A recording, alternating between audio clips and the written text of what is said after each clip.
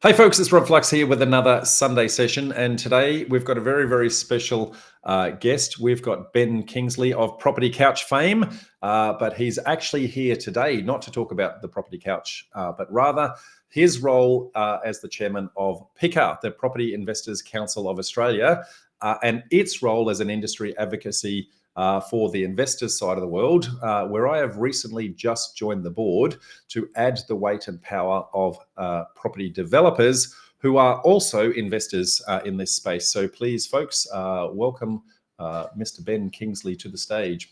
Ben, how are you, mate? G'day, Rob. How are you? Not too bad. Just trying to do some button pushing and hit the wrong thing. There you go. There's Ben on stage.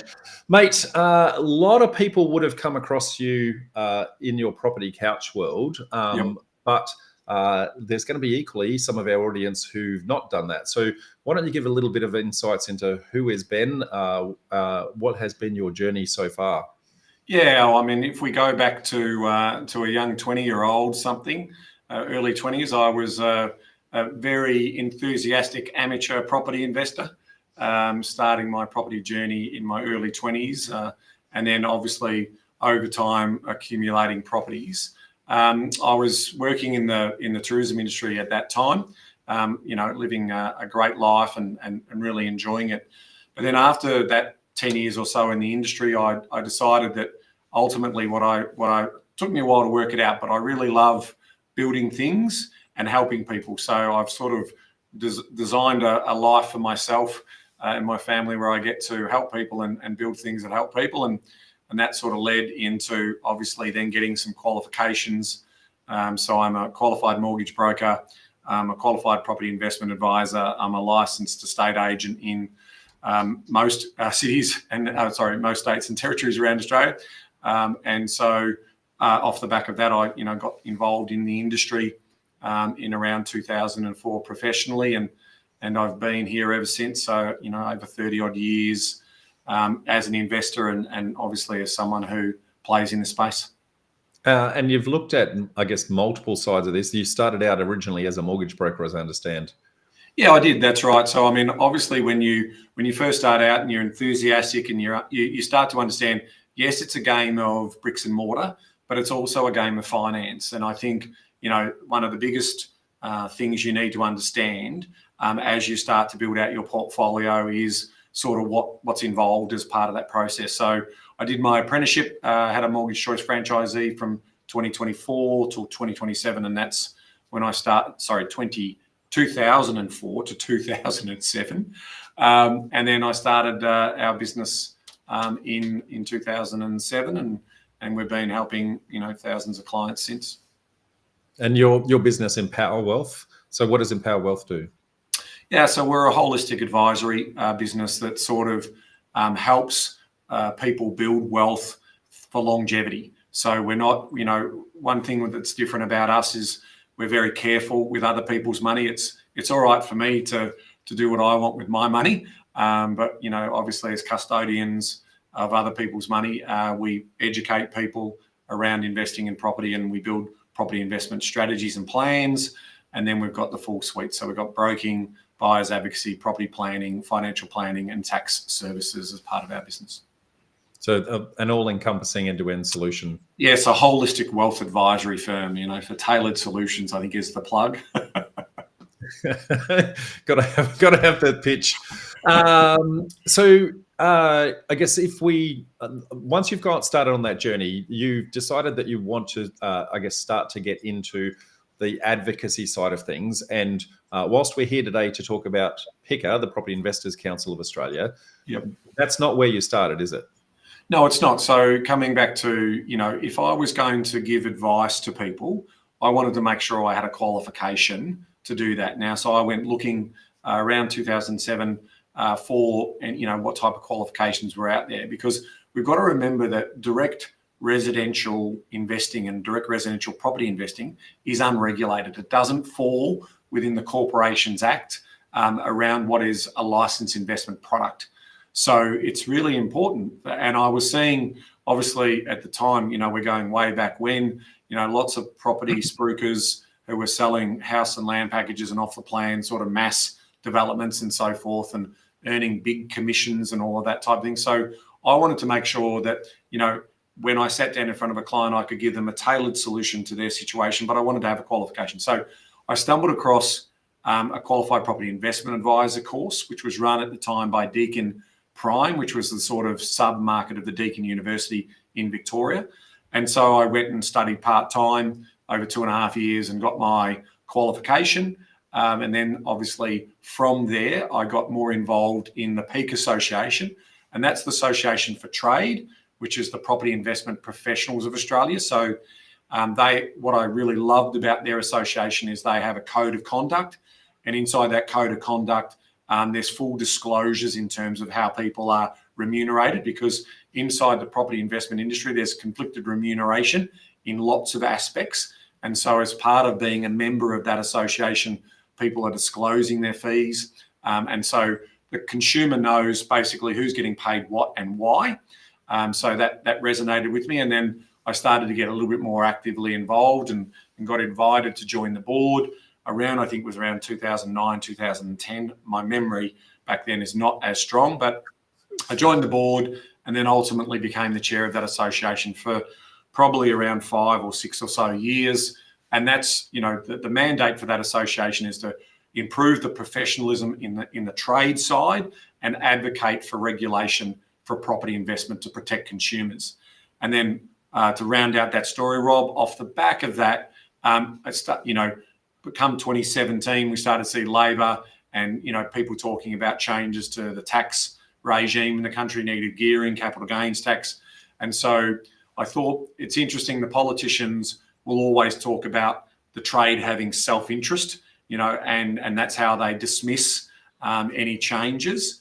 So I thought, what we really need out there is an association run by property investors in the interest of the property investor directly, and we work in concert with the likes of PIPA on some projects, but we also want to make sure that, at the end of the day, that we advocate on the best interests of the property investor, who are effectively across this country spending tens of billions of dollars every year in investing in residential property and or commercial property for that matter.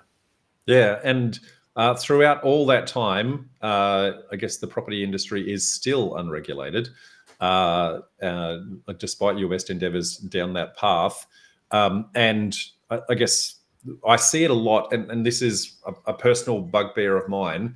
We're all told that we need to go talk to financial planners to actually, look at our future. But because there is no license and there is no qualification, and as a financial planner, they only are allowed to promote things they're licensed for.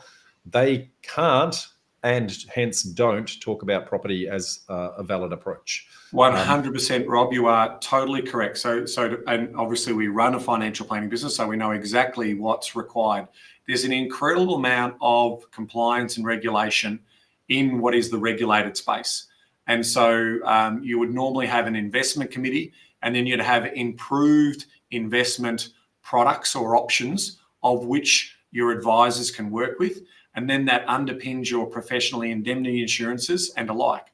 And so when someone goes to speak to a financial planner traditionally and says, look, I actually think I want to invest in residential property, they're like, oh, I've got a lead here. I've got someone who I can potentially help, but I'm not allowed to help in that space because I'm either an authorised rep of a dealer group or I've got my own licence, but I'm not permitted to give direct property investment advice in that because it will fall outside of my professional indemnity insurances. So I might then persuade you to think, well, your owner-occupied home is where most of your asset is, so we need to diversify. And then I potentially might talk to you about investing in managed funds or ETFs or these types of other vehicles. So I think it really is important for consumers to understand that whilst direct residential property remains unregulated, this challenge we have in terms of trying to get advice around property doesn't fit into the financial services sector.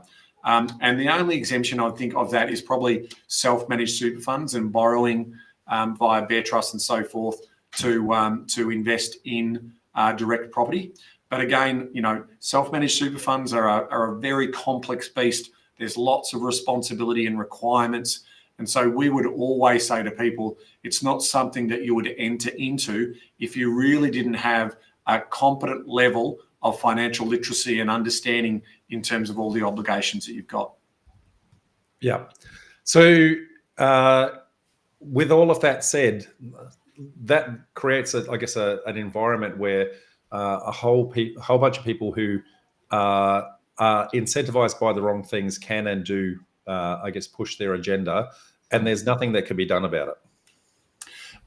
Well, the best thing you can do is obviously, if there's no regulation, then the associations need to take responsibility for that. So that's what PICA went and did, and sort of, here's our code of conduct. And so if any of our members are not operating under that code, then not only can we obviously expel them through PIPA, but we can also, name and shame them in terms of the investigations that were held against them in proving that they were not disclosing commissions or kickbacks or soft dollar referrals. So I think that's an important part. And if you think about, the PICA charter, so our charter is to advocate on behalf of property investors, to play an active role in educating property investors and those looking to invest, engage with government regulators in the community to ensure property investors receive appropriate representation in matters which directly or indirectly affect them, engage with the government and industry and business to ensure property investment consumer rights are protected and free from dishonest, deceptive and misleading conduct in light of industry being unregulated, as we've been talking about, and help inform and promote the financial and social benefits of a vibrant and sustainable property investment marketplace. And we are talking predominantly about a residential marketplace, which is under challenge at the moment because we've got a housing crisis. Absolutely. And mate, you sound like you've rattled that off a couple of times in the past. And I guess from that side of things, I'm proud to have been invited by yourselves onto the board of PICA to add our voice and weight behind that, and the power of our community, because property developers typically have come from an investment background. We are investors of our own right. We are, manufacturing profits in what we're actually doing. We're creating the stock that ultimately homeowners own, other investors own, and where humanly possible, we end up being investors again at the end through the process. So we're at both ends of the spectrum, and so we see, some great synergies between what PICA is doing and what Property Developer Network is doing. In conjunction to that, PDN are also trying to be industry advocates for the small scale developer directly to government with regards to the development and planning space and how do we actually deliver a whole bunch of things. And I think there's a huge amounts of synergies between our two associations. 100%. And in fact, at our recent board meeting, we talked about the idea around, advocating for an exemption potentially on a stamp duty with the intent to create greater supply. We think that is a wonderful idea, and it's something that the national board got behind straight away because it just makes sense in terms of, because what we are seeing, as what you were saying, is we've got the government's sort of big broad messaging that they're delivering is build to rent, and we've got all of these sort of advocate groups on behalf of tenants and so forth saying that's the solution. It's more public housing, social housing, all this build to rent, and they're thinking, that the volume is going to come there. But the reality is that that would represent probably, in terms of build to rent and those types of, it would be less than 5 or 6% of the market. So it's going to take decades for that stock to actually arrive. Yet, to your point, Rob, there's literally thousands of small-time developers who can have an immediate impact, but are being missed out in the conversation because, we're also seeing, Victorian state governments and also federal governments changing the rules for the big end of town for these investment and super funds to build this stock because the return on investment isn't there otherwise. And yet the small-time developer and the mum and dad investor aren't getting any of those types of tax incentives. In fact, one could argue with a lot of the reforms going on, minimum standards, no grounds evictions, the potential tax reforms is that they're getting ostracised. Yet they control, well, there's 2.3 million of us out there, and they provide the vast majority, let's call it 90% of the stock, of which tenants and renters are using. So it makes no sense to me that we're not in that conversation, and they're not seeking feedback from us in terms of how they form policy and get the balance right between the owner who wants a return on investment, that's why they're doing it, and the tenant who obviously needs safe and quiet enjoyment and shelter in that town or city that they're seeking work or looking to build a life. And that's from both the investor's perspective and also the developer's perspective. Because we're pretty much creating the same stock. 80 to 90% of all construction in the country and all development applications are a small-scale mum and dad developer. We are the engine room that is creating the stock, which then becomes the engine room of the investors, I guess, and the homeowners out there. And yet it is only, I guess, the corporate end of town that has actually been considered. And I think it's largely because they don't, until PICA has come along, until our recent, endeavors in this space ourselves through PDN, they haven't had a voice because the small-scale developer is like herding cats. And so we're trying to, corral them together to go, hey, we are already moving the market. Help us to do that. And Rob, I mean, if your network and members get involved in a conversation at the local pub or at a dinner party or whatever, the narrative is trying to be changed around these greedy property investors and potentially these greedy developers. But the reality is that there are literally tens of billions of dollars of investment being made by these thousands and tens of thousands of small-time developers and mum and dad investors and even single investors, young investors. And the consequence of, if we don't provide the supply, the reality is twofold. One is that there'll be no supply and rents will go higher. But the other alternative is that the governments will have to provide that supply. And that is tens of billions of dollars of additional government spending, which they don't have the money for. And so when the government spends money, it equals higher taxes. So for those people who are thinking it doesn't impact me, when we're having those debates and they're saying, well, it really doesn't impact me because I've got my own home. But no, it will impact you. You would be paying higher taxes through your work or through any other sort of state or federal taxes that come into play. So it does involve all of us. I mean, at the end of the day, the property market carries 55% of our net wealth as a nation. So we are rich in terms of the value of our land and the value of the improvements on our land. And so, it is one of those markets that if it was to falter or fail significantly, it would have dramatic consequences to our broader economy. So we are all invested in this, and it was really important for your members to have the argument information so they can just put a case forward for consideration of all of the Australians who were effectively impacted by this. Yeah, so I'm going to, emphasize one of the points that you actually raised in there, and that is the raising of taxes. It's not the raising of future taxes. It's the raising of the taxes that already exist. So, for example, any brand new property that is actually created, depending upon the state and jurisdiction that we're doing it in, anywhere between 40 and 50% of the cost of a new dwelling is some form of tax, either direct or indirect, which means that housing affordability is government gouging the system. I can't emphasize that enough. When they talk about housing affordability, they're spending the tax dollars they're taking from us to put other plans in place, such as the build to rent type things. and they go, well, we're going to rob from this area and pay from this area, instead of just enabling the area that they're stealing Yeah, from I think in the it's first really place. important to understand market dynamics, and I'm a free market operator in most respects. I always want appropriate consumer protections. I think it's impossible not to have some consumer protections, because there are vulnerable people out there, and there are very persuasive people out there who can take from those vulnerable people.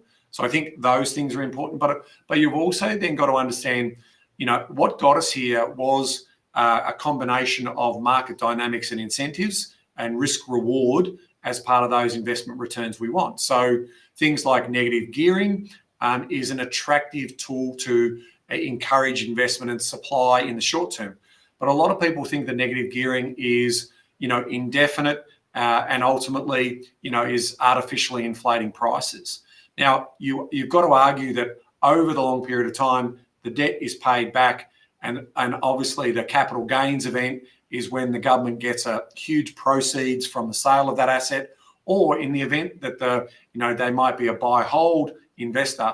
Eventually, it turns positively geared, because the second most popular reason why people invest in property is for passive income, and we're very big on talking about and building out passive incomes to supplement super in retirement for a very comfortable retirement, and effectively what we call a self-funding retiree, so no reliance on pensions or any other government support. So these people have done the hard road and they're out the other side, and they're basically still, if they're owning those rental properties, still paying taxes. And so that's an important thing. And we see these types of incentives happen in things like solar, in things like renewable energy. We also see a luxury car tax that's still in place today to protecting the local automotive industry that doesn't exist.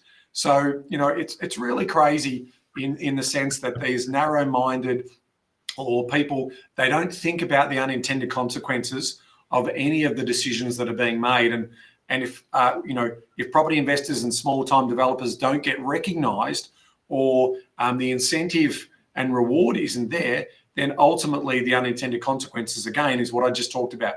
It's going to be government's going to have to step in and build this stock, and that's going to be incredibly expensive, or you're going to get potentially the big end of town who's going to attempt to it. But we also know through regulations and cost management and all those things, they're not as efficient as doing it as the smaller operators are, i.e., the small-time developers, as well as the mum and dad potential investors as well. So, at the end of the day, we're running a small business, and we've got to get the balance right for that quiet and safe enjoyment, and also the return on investment for the risk that we're taking. 1,000% agree. Now, I can take a very cynical view here with regards to some of the things that have changed in multiple states with regards to recent residential tenancy changes and rules that have put the balance of power in favor of the tenant itself. The challenge with that, and I think what it's coming to is that the government is actually starting to see that housing affordability is starting to become out of reach of most.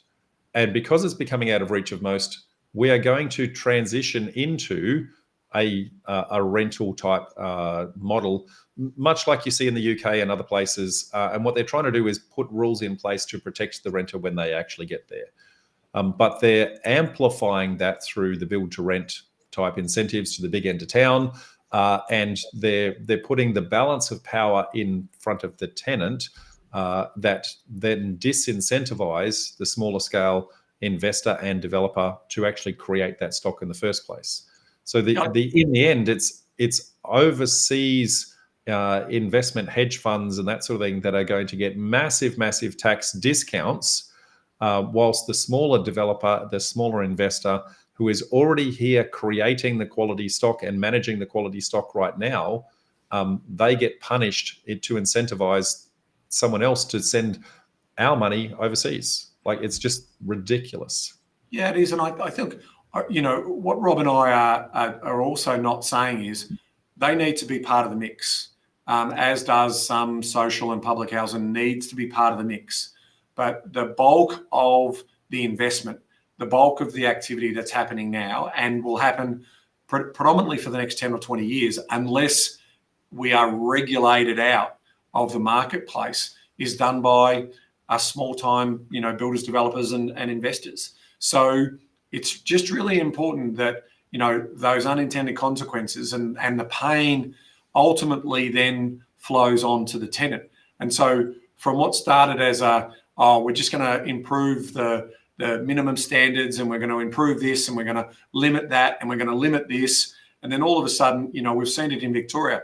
They have over 24,000 less rental properties in the state off the back of their reforms in the last 12 months. And so, and we've seen what's happening in Ireland and in the UK, where they're now sort of starting to put things like rental caps and all of these other things. So they've just completely destroyed any prospects of having a dynamic, economy. Because you've got to remember, the movement of human capital is a fundamental element of a dynamic economy and an innovative economy. And so, we've got all of these sort of challenges. So they're just narrow-minded, short-sighted, on a political sort of cycle that is again all about getting into power. And so it's really important that we sort of advocate and tell this message, so people who are in the street know basically what the risks are in terms of the market dynamics. So given we've now kind of set the scene pretty well as to what we're trying to actually achieve, let's talk about some of the wins that PICA has had of recent years. So in becoming the advocacy for 2.3 million investors, what are some of the successful outcomes that have been able to be achieved? Yeah, so if I think about in 2017, the Labor government took negative gearing reform to the election, and they did it again some 3 years later. Both of those times they were unsuccessful in terms of considering those particular changes, and they've learnt their lesson, and they didn't take any changes to negative gearing and potential capital gains tax. So normally when a federal initiative like that occurs, we do partner up with the likes of our trade associations and also the real estate institutes, as part of that messaging, to inform the marketplace of the risks and the unintended consequences. And so that led to obviously those policies being removed. The Greens Party have also been very strong around rental freezes, rental caps, and we saw their result at the last election, which was a disappointing one for them. We saw at a state level, Queensland tried to introduce a land tax calculation that included the ownership of property in other states and territories, which would ratchet up the amount of land tax you would pay to the Queensland government. That policy was snuck in at the end, I think, of December in 2023, when they talk about taking the trash out, that policy. And then obviously it was revoked when there was a lot of storm about the date when it was coming in. So there was a lot of media attention on that. So again, we put petitions out in place. We advocated strongly that this was a dangerous tax. I was very fortunate enough at the time to interview the Premier of New South Wales at that time, and he basically completely kiboshed it by not allowing the Queensland government to get access to New South Wales data.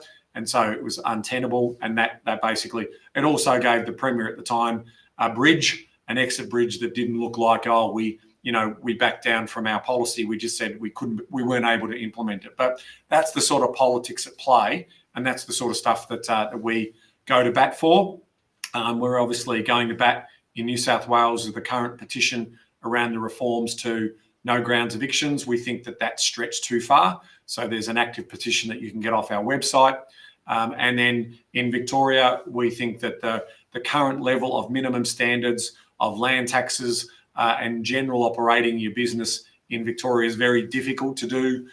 You've got vacant residential land taxes, which is another sneaky tax that the Victorian government has also implemented. So there's lots of work happening at the state level, but there's also those federal discussions that we've had, and we've attended obviously multiple committees and reviews, and we want to do more of that work. Yeah, and so as a result of all of that, so some great wins there, by the way. So congratulations. As a result of that, there is an ongoing series of policies that I guess PICA has it in their standard kit. Let's just say. Yes. Then there's I guess the new stuff that's then hitting the board as different jurisdictions add new ideas into the mix and how they can actually sting us in the tail. Give us some insights into what some of the current policy positions of PICA are. Yeah, so the first one is we're really strong on keeping the current rules for negative gearing. The concept of being able to claim a cost against exertion income is really important. It's been in our tax, our working income. It's been in our tax legislation for over 100 years. And we think that that does serve well as one of the incentives to see people get in the market. But remember, it's only a moment in time. In terms of the capital gains exemptions, if they were looking at some type of exemptions there, we're not thrilled about speculation in the property market. We remember our core mandate as one of our 5 principles is we want to promote sustainable and vibrant marketplace, and speculation can cause damage and unaffordability and so forth. So in terms of our capital gains provision, we think that there potentially is room to move on that. So we're happy to engage with government in terms of, whether they'll get our support on some type of changes there. But our view is moving it or remaining at that 50% after a period of time. So there's some ideas we've got there. In terms of... Can I just flesh that one out in particular? Yeah, sure. Because I think that there's a lot of... there's a lot of rhetoric to say they're looking at revising it again and potentially dropping it down to 25% discount. And if I can paraphrase what you've said, the speculative nature where I guess a whole bunch of, buyers agents push a particular area. So for example, we've seen Perth just go skyrocketing because a whole bunch of buyers agencies have moved the market. And similarly, we anticipate that's likely to happen in and around Melbourne at this moment in time. Where that is done speculatively for a short-term gain, that's where you're saying we understand the intent. But Yeah. if they turn into a long-term investor that is, I guess, effectively creating supply for the community, that's where you're saying, well, hang on, that's where we think it's a fair and equitable exchange. Yeah, it's a great point, Rob. I mean, looking at when I talk about the lending legislation and the 3% buffer rates and the higher interest that we have to charge as investors, I'll come back for that. What we're doing is we're creating speculation by moving all the investors into these pockets. And so the unintended consequences of that is it's happening at the affordable level, because that's the level that can potentially increase the quickest. And so the unintended consequences there is that all of these first home buyers are getting locked out of the market because there's a flood of investors coming in around different states and territories to try and find these cheap properties in the metropolitan area. And it's usually existing houses on land as part of that. But if they then flip those properties because they're under a promise or some advice that, look, they need to buy 4 or 5 of these really quickly and then sell them in 2 years' time or 3 years' time, take the profit, and then that's going to be a really healthy deposit for you to buy your principal home. Well, that's creating unintended speculation in the market, and it's definitely artificially inflating prices. So the idea is that let's say the working idea we've got is in the first year there's no concession, in the second year 10%, third year 20%, etc., up to after 5 years of holding that property, you get back to that 50% level. So, and the reason why it was originally brought in, if you remember, was it's a hedge for inflation. Okay, so that's effectively how they've moved it. Now, bringing that back just down to 25% and having that as that still doesn't necessarily stop the speculation. Like you want to try and stop speculation in terms of people trading properties, and you want them to be long-term investors or long-term supply builders as part of that story. So again, talk to us. We'll support you on certain aspects. So we're talking to government and the regulators here, Treasury, all of these people who are crunching these types of numbers, because the moment you eliminate that flipper speculation or whatever, you're going to get a more sustainable property market. The other, I guess, the other reason that investors are there is because we've been told that by the time we actually get to pension age, there's not enough pension to go around because there's not enough, I guess, new people coming through. So we're trying to keep our society afloat with, I guess, future pensions as the baby boomers get older, by bringing in more immigrants to pay more taxes to just keep ourselves alive. Whereas by incentivizing us to be able to be self-funded at retirement, through both super and, I guess, traditional investing, then those requirements aren't required. So correct. I mean, it's just, and this is what I'm saying. Like, there's tens of billions of dollars every year that the government is getting through capital gains collection receipts from real estate.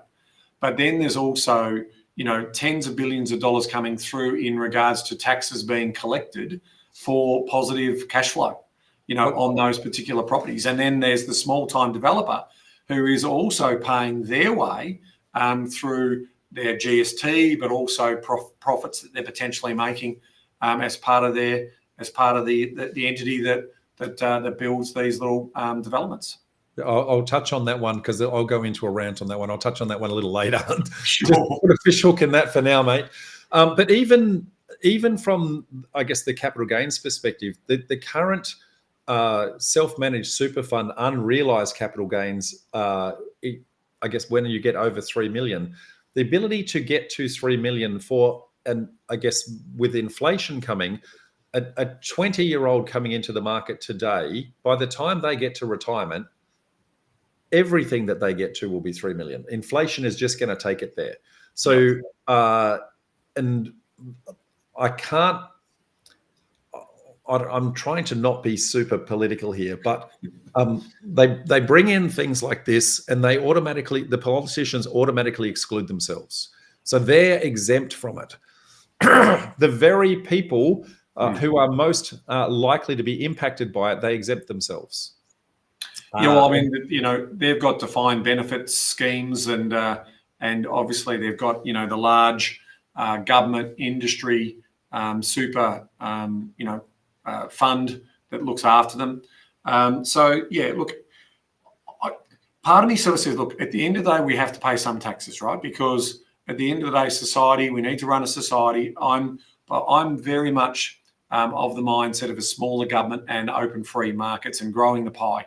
If you grow the economic pie, then that's where the money comes from. Okay, so greater GDP, greater wealth, then we can provide for the schools, the hospitals, the essential services, the care economy that we call it now. But if you slow down that economic engine and you slow down that, which is what happens in social democracies, you then just borrow money and governments just go into more and more debt. And you only need to look at Argentina, Venezuela, all of these other countries where they've completely collapsed their economies, hyperinflation, and they're literally starting again.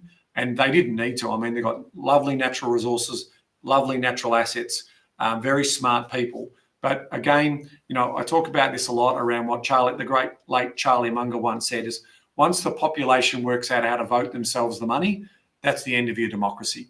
And so what we're trying to teach, because we believe most Australians are smart, once they're educated and informed, is that they won't vote for people who just promise to keep giving them money.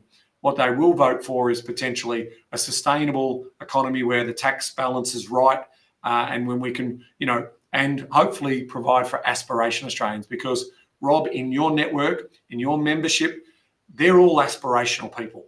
They are all looking to be self-determining in terms of, it is to be, it's up to me. They're not looking for government handouts. They're looking to accelerate their investment returns through extra effort and exertion and calculated risk. And passive property investors are looking to, add to their super with a couple of really sensible investments, and that's going to complement that in retirement. So, and again, self-funded. So no then heavy reliance on government. In fact, we're contributing to those people who are most in need. What we don't want to have is a middle-class society where everyone's on the take. We need to provide for our most vulnerable in our community every day of the week. But we need to make sure that the incentives to not do anything aren't as strong as the incentives to sort of say, I actually have to produce something. I have to be a constructive member of society and I have to look after myself. Because the moment everyone says the government's going to fix my problems, we're on that trajectory to basically the collapse of our current democracy. Well, I think we're on that trajectory now, and hence why I think it's I guess critical that messages like PICA get out. One of the reasons why I'm happy to I guess sit on the board and actually add our weight to that. I guess where we're going at the moment with society, the number of handouts that are being given out has to be funded in some way, shape, or form, and they're taking that in the form of taxes for the very investors and very people that are going to need that cash at the end. So if you're able to be self-funded, then you don't need to rely on government, and that so it's a self-defeating cycle, and yet I guess overseas, I guess conglomerates coming in with our resources, natural mining resources, not getting taxed and getting incentivized, getting gifted things like natural gas is lost opportunity where we could be allowing a thriving economy to come through.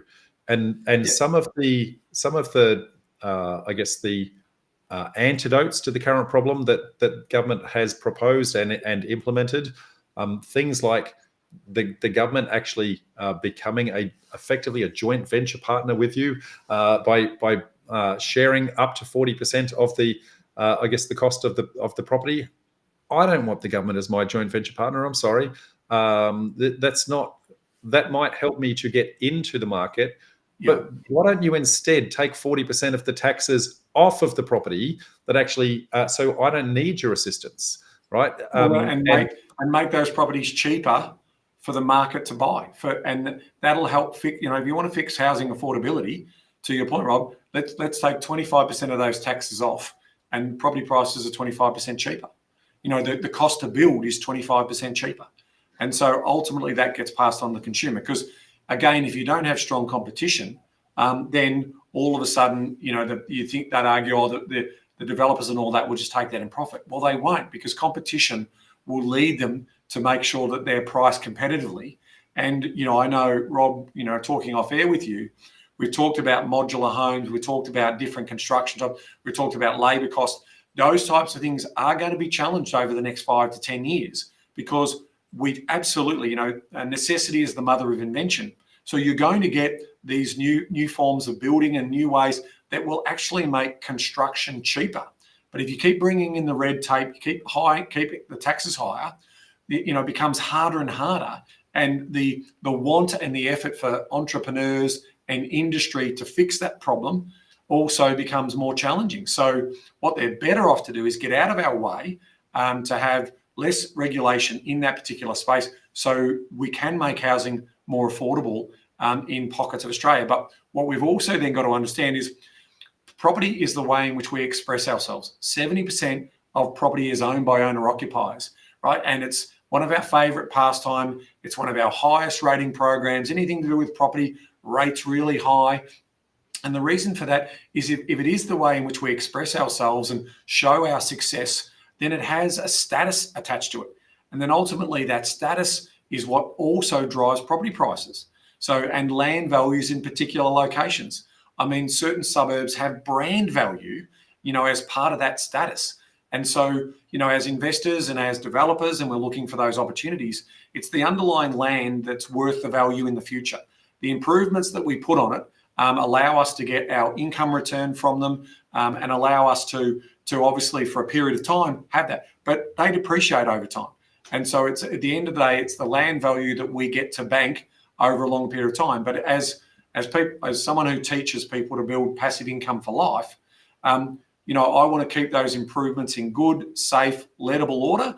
And I want to have my clients, who are my tenants coming into my properties, happy and safe. But I also want to get a return from that investment that I've made. And equally, that person wants to have a nice, safe home that they can feel comfortable in, and those sort of things. So there's a balance, and PICA is very much in support of that balance. So this is, I guess, not a one-way conversation. We're very supportive of the fact that there needs to be, I guess, that those checks and balances in place. They're our customers. We've got to keep our customers happy. That's right. Yeah. But and to that point, if we don't keep our customers happy through our own natural volition, then they won't want to be our customer. And so I don't think regulation to force us to do that will do that. The economy itself will make that happen. So Correct. if we don't make our customer happy, our customer will move on somewhere else. And if we don't create the right stock, they won't buy it. So the economy, a thriving economy, will over time create those balances all by themselves. Now, I guess some initiatives that I've put forward to PICA to start, and thank you to the board for the other day for actually taking that into consideration. Incentives like, as a developer, when we buy a property, we pay stamp duty on the way in, but we're going to create many, many properties at the end, and they incur stamp duty on the way out. So the ultimate owner has effectively paid for stamp duty to buy it, plus our initial stamp duty in acquiring it in the first place.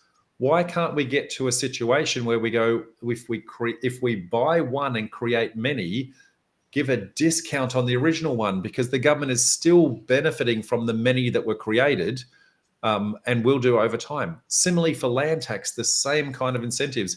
How do we reduce the cost of that property for the ultimate owner, which then brings the ability for them to afford it, brings the feasibility actually within range to do the project. Yep. So projects can actually go ahead. But if we're just passing all of these taxes onto the ultimate owner, the numbers currently don't stack, and that is I guess a challenge in most of the jurisdictions. I would say in Victoria in particular, the sheer number of taxes they have loaded into that economy makes creating stock near on impossible in many, many areas. Now, they're doing some great work in other areas with regards to planning reforms and that sort of thing, but it needs to be an end-to-end view of the world, not Treasury thinking one thing and the planning department thinking something else. They need to all come together. And this is every state. I'm not trying to pick on Victoria alone. This is every state is engage with, I guess, the likes of PICA and the likes of PDN, who are the engine room creating this stock. 80 to 90% of all this stock, whether it be manufactured through the development process, whether it be held through the investment process, is your small scale mum and dad novice investor and developer. And so we need to be engaging with those communities and go, how do we help them? How do we enable them to actually do what they've already been doing for, I guess, eons to date? How do we keep them being successful in doing that? Well, because they're the ones who grow up to be the big developer. And if you kill the, I guess the embryonic developer, there is no future developer. No, that's right. I mean, you can just look at the basic economic principles here. Victoria has got itself into a incredibly difficult debt position. And they're raising taxes. To your point, 48% of all taxes in Victoria are generated through property taxes. And we've got this ballooning debt down here in Victoria, which is, it's going to cost something like $29 million in interest, in terms of a day in some respects, right? So just crazy. Now, then look at the Western Australian government, currently in surplus, currently offering $10,000 to incentivise people to put residential property in the long-term rental market over there. Currently have no grounds evictions rules. And so have a look at the number of building approvals for new residential construction in Western Australia. It's booming. It's absolutely booming. And so the reality is that the settings that the government put in place matter. So tens of billions of dollars of private investment are going into Western Australia to add to the supply. And yet we've got a government in Victoria who's picking a fight with landowners and making it impossible to run your small private rental accommodation business. And the consequences that I've just said is there's 25,000. Now that's up until December of 2024. We know it's getting worse and worse. So we expect those numbers to come down. There are a lot of interstate investors, I should say, coming in, picking up a lot of the affordable stock at the moment. So that may turn a little bit, but it's only because the market has been depressed for some 3 or 4 years off the back of government and economic policy, that it's no longer the second most expensive city in Australia, yet it's the second biggest. So it'll find its way back up to that particular level. But we've got a government who's got the wrong economic incentive models in place and is under chronic debt. So there's going to be higher taxes paid by all down here. So all of this sounds like doom and gloom, Ben. Let's lighten the mood a bit. There's some fantastic things that we want to try and work with governments to actually go, how do we help to incentivize? This isn't about just beating them up. This isn't about that. It's how do we have a collaborative approach where they can engage with us early, run concepts to ground and go, this is what we're thinking. How will that impact the community of investors and developers out there? We want to be consultative. We want to help them to achieve the outcomes they're trying to achieve, but it has to be through consultation. It can't be through, I guess, dictatorship and demands, and then eons in trying to work out the outcomes at the end did or didn't work. You've got proof points there with the example you gave between Victoria and Western Australia with the differences of approach. If they engaged with us early and said, hey, what would something like this mean to your community? We can give them those insights early. We can go out and rally the troops and get their feedback and go, what is the impact here? Which is probably a really good segue, mate, to say, if somebody wants to get involved and have their voice heard, how do they become a member of PICA? Well, it's really easy to become a member. We've got 1 year and 5 year packages. The 1 year package is $20. And so for us to, how we basically move the dial in the conversation is to get to a scale and size where it matters, and to build our membership base from the thousands into the tens of thousands. And so that is effectively a part of a donation, call it, in terms of adding to our member base. So $25. $25 for I was going to say, I thought it was 25. And my bad. And $100 for 5 years. So effectively, that will allow you to get 1 year for free over the course of 20% discount. So, and it's really simple. You just sign up. And of course, what do we provide for that? Well, there's lots of free resources on there. We do, again, education, consumer advocacy. We update you in terms of some of the policy positions that we have. We run, we're a not-for-profit association. So we all volunteer our time. So none of us get paid in terms of giving our time up. So we believe passionately that rental properties, they've been around since, Jesus was born in a manger because there was no accommodation. He was born in a stable because there was no accommodation in Bethlehem. So the housing crisis has been around for a while, mate. So we need to make sure that there is always that available accommodation. Now, whether that's between 25 and 35%, it'll fluctuate, for that. But that you do need that for a dynamic economy. You can't have everyone just thinking, I walk into a place and I buy, and I walk out of a place and I buy. We know the recycle costs are very expensive. Stamp duty getting in, then you got ongoing costs, and then you got the exit costs and the real estate agent fees. All of those things are real. So yeah, we would love to have you join and form part of the advocacy. At the end of the day, we are property investors ourselves, and we advocate on behalf, not of the industry, but on behalf of the property investor and technically also the small-time developer who will finish off their development and maybe keep one or two of those developments over time as well. So, we're all building towards the same thing, which is to provide for our financial security for ourselves and our loved ones, not be a burden on government in retirement, and providing, again, social benefit in terms of this critical infrastructure. So we've got economic and human mobility to be able to build dynamic cities or build regional towns or whatever that looks like. Thank you, mate. And so I guess just to round this out, as me representing the PDN community, we have typically started out as investors.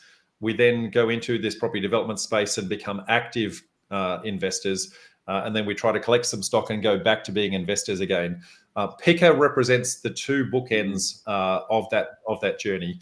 PDN represents the bit in the middle. So for those of you who are wanting to become, active in the property development network space and how we have industry advocacy into the planning rules and building and construction rules and that sort of thing, equally, whilst becoming a member of PICA is important, I would encourage you to also become an annual member of Property Developer Network. That will allow us to have numbers and a voice that we can then take to, each of the respective government organisations to try and look at the end-to-end problem. And that's really what we're trying to do here, is to say, how do we take someone on a journey from the start through the middle and all the way through to the end and look after them from start to finish. Ben, mate, it's been, fantastic to actually hear from you today. Good to see you in an environment other than the Property Couch. Give us a little bit of a plug for Property Couch, mate. So, Property Couch podcast. There's a free episode every Thursday afternoon. We do an update every Thursday afternoon, and I think on Tuesday there's a bonus episode of, we've got over 550 episodes that we've produced over 10 years. So there's lots of educational content on there. Very good, mate. So 550 is outpacing me. I'm in the 200s, mate. So you've been doing it a little bit longer. But for those of you who've enjoyed today's Sunday session, know that we also run networking events all the way around the country. We run them in Brisbane, Sydney, Melbourne, and Adelaide. And we do them physically and also via live stream. So you can actually attend no matter where you're located. So we'd love to see you at one of our upcoming events. Ben, it's been an absolute pleasure, mate. Thank you very much for your time today. And look forward to return serve on the podcast real soon. Yeah, no worries, Rob. And thanks for the opportunity. And obviously to all of the people out there, thank you for listening to what the messages we have to say. At the end of the day, we're all about sustainable property market. And so hopefully you can get on board and support us on that mission. All good. Thanks, folks. See ya.